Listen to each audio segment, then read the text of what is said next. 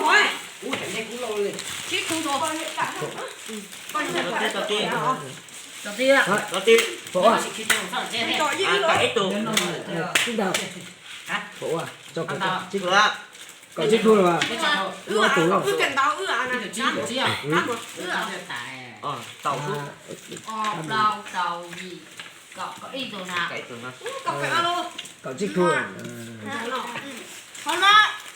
Thôi ăn tàu nó ho thì tàu nó ho. Thôi nó mất đây. Thôi. Chết vào.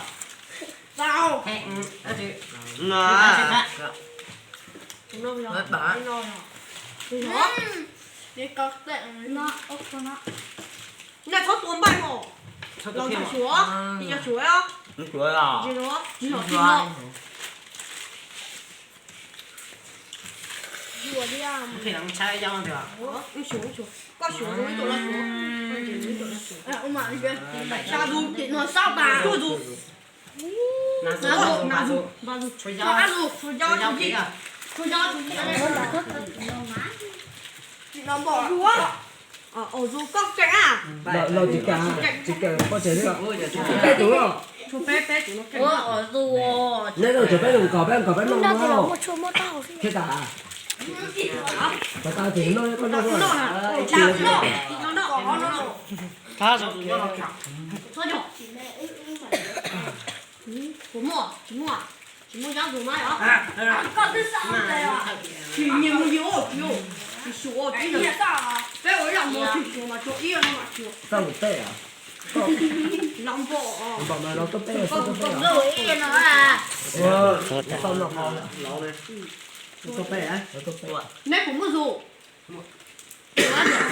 Dù cho à?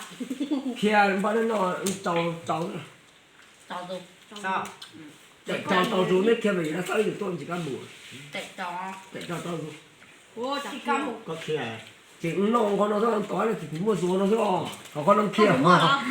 Vậy chứ con có tao à? Ốc phải là siêu tà số Chỉ chưa tao. tin là số Chỉ tà tao. số. Chỉ tao. không có Chuyện là chuyện tôi. Phép phẳng là phép bay tủ. Tua. Anh Kia vậy. Không có sủa là chỉ nói chỗ không. Nó siêu thế. thưa ai ạ? Ôi chị dùng cổ.